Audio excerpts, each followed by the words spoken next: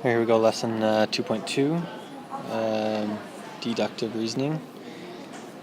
We're going to review inductive reasoning. So recall that an inductive reasoning is a type of reasoning in which we arrive at a conjecture based on experience, observations, or patterns. So you're given like a list of numbers or whatever, and you're supposed to make your conclusion.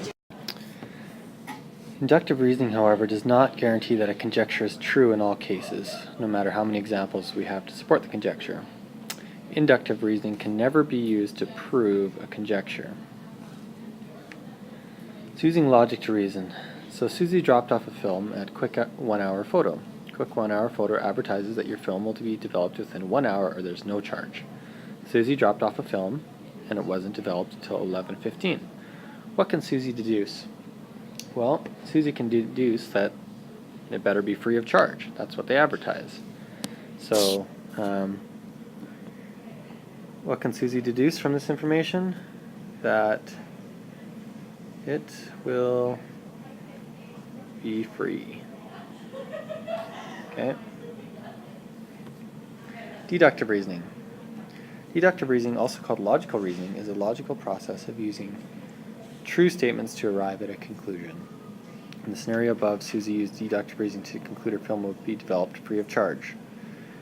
Write a conclusion which can be deduced from each pair of statements. Every whole number is an integer. 6 is a whole number. So if every whole number is an integer and 6 is a whole number, these link. And you can assume that 6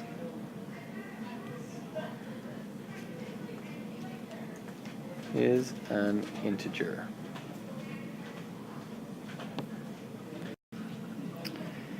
Next example we have is water freezes below 0 degrees Celsius. The temperature is negative 15 degrees Celsius. So what can you deduce from this information? Well, they go hand in hand, and you can assume that water should be frozen.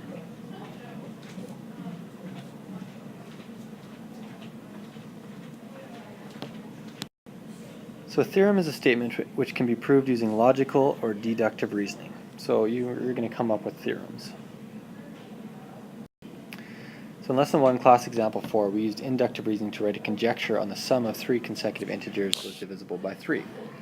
Today we're going to use deductive reasoning to prove the following conjecture. The sum of any 3 consecutive integers is a multiple of 3. So the sum of 3 consecutive integers is a multiple of 3. So instead of using specific numbers, we're going to use general numbers. So the first thing we're going to do is n equals the second integer. We'll call it the middle integer. Okay. Now, one less than that would be n minus 1. That's the first integer.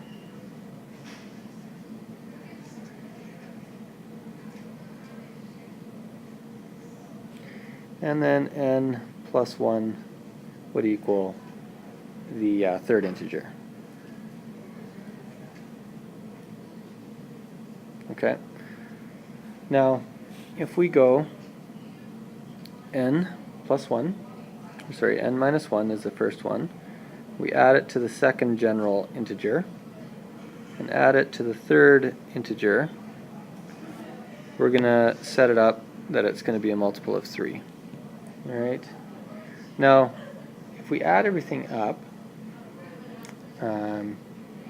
we should get n equals 3n. So n minus 1 plus n, so we have 2n minus 1. If we add another n, we get 3n, and we add that last one. So I'm just going to rearrange this. We're going to get n plus n minus 1 plus 1 is equal to 3n. This is what we're trying to prove. Now, if we cancel out the minus 1 and plus 1, we're left with 3n is equal to 3n. And this is true. So we've actually just proved our conjecture. So let's recap. We set the middle integer as n minus 1 is 1 less, and n plus 1 is 1 more. So we get 3 consecutive integers. For example, you might have 10. 10 minus 1 is going to be 9, and 10 plus 1 is 11. So we get these 3 consecutive numbers. If we add them all up, it should be a multiple of 3, and that's what we proved. Alright, so complete the chart and make a conjecture using inductive reasoning. So choose a number less than 10. Well, I'm going to choose 1. That's an easy one to start with. Okay, 1. Add 7 to it. Let's get 8. Multiply by 2. 16. Subtract the original number. Well, that was 1, so we're going to be at 15. Subtract 2 is 13. And subtract the original number will be 12. Start again. Choose a number less than 10. Well, let's do 2. Add 7, we get 9. Let's multiply it by 2, we get 18.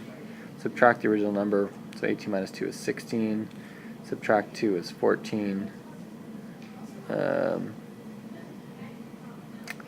And subtract the original number, which is 12. One more case. 3. Add 7, we get 10. Multiply by 2, we get 20. Subtract the original number, we're going to get 17. Subtract 2 is 15. Subtract the original number, we get 12. Alright, so what conjecture can we come up with? Well, no matter what the number is chosen, the final answer is 12. So that's our conjecture.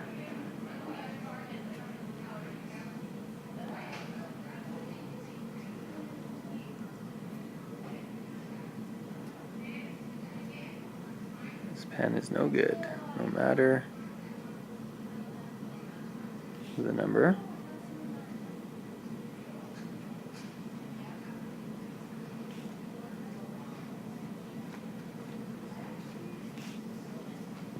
So that's our conjecture. Let's prove your conjecture using deductive reasoning. So this is where we bring in algebra. So choose a number less than 10. Well, we're just going to have a general case. We need to use x. Add 7. So now we are at x plus 7. Multiply by 2. So we get 2 times x plus 7 is equal to 2x plus 14. And if we keep going, subtracting the original number, well, we have 2x plus 14 minus x. We're left with just x plus 14. If we subtract 2 from that, x plus 14 minus 2, we're left with x plus 12. And if we subtract the original number, x plus 12 minus x, we're left with 12. So we've just proved our original conjecture. Okay, a few last things on this lesson. In this lesson we're considering statements involving odd numbers or even numbers.